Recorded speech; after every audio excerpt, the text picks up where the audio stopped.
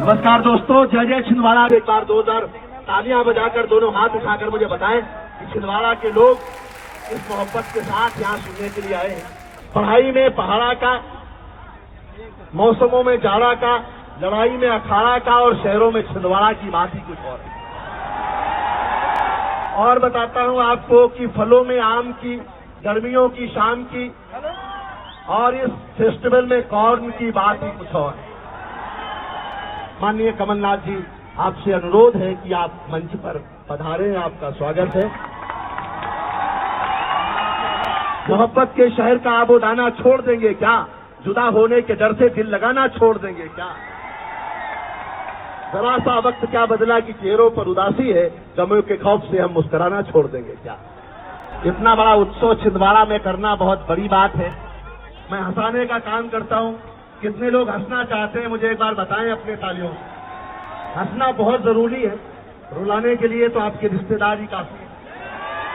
मैं आपको एक बात बताना हूं कि आदमी को शादी जरूर करनी चाहिए, क्योंकि जिसे पत्नी परेशान नहीं करती वो पूरे देश को परेशान करता है। जब मेरी पहली बार शादी हुई और मैं पहली बार ससुराल गया तो बहुत सुंदर साली को देखा। बहुत सुंदर साली देखी तो सास से बहुत झगड़ा किया। मैंने कहा जब आपके घर में रसमलाई थी तो मेरे को दही बड़ा क्यों पकड़ा? और कुछ तो मुझे ऐसा लग रहा है अभी भी कि कुछ तो ऐसे उदास बैठे हैं जैसे बीबी के पास बैठे। उदासी को छोड़िए, मैं अभी आ रहा था नागपुर से छिंदवाड़ा से और पूरे मध्य प्रदेश से बहुत मोहब्बत करता हूं मैं आ रहा था तो रास्ते में एक चाय की दुकान पड़ी। चाय की दुकान पे लिखा हुआ था 10 रुपए में अदरक इलायची वाली चाय। तो मैंने कहा इस महंगाई में, इस मंदी में 10 रुपए में क्या क्या डाल रहे हैं? मैंने चाय वाले से पूछा कि भैया ये सब ऐसे ही लिख रखा है या डालते वालते भी हो कुछ? चाय वाले ने कहा साहब सारे चाय वाले झूठ नहीं बोलते। एक बात और आप ध्यान रखिए कि अगर आप 25 साल के हो गए हैं और आपकी कोई प्रेमिका नहीं है, शादी नहीं हुई है, तो आप ये समझ लेना कि आपका जन्म केवल जनगणना के लिए हुआ है। छिंदवाड़ा तो अपने आप में प्यार मोहब्बत की जगह।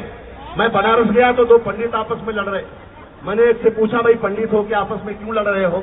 तो दूसरे ने बताया कि जब इसे पता था कि मैं लहसुन और प्याज नहीं खाता हूं तो मेरे चिकन में डालने की जरूरत क्या?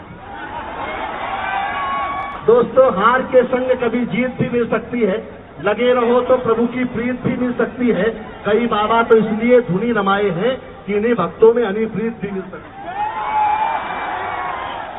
छिंदवाड़ा का आदमी फंस भी जाए तो रास्ता निकालना जानता है।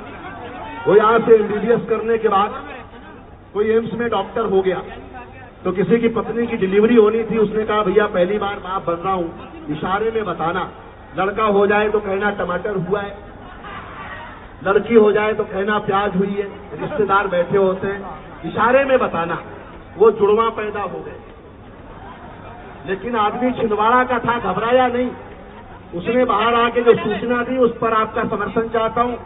छिंदवाड़ा का डॉक्टर मुस्कुराता हुआ बाहर आया और बोला भाई साहब मुबारक हो, सलाद हुआ है।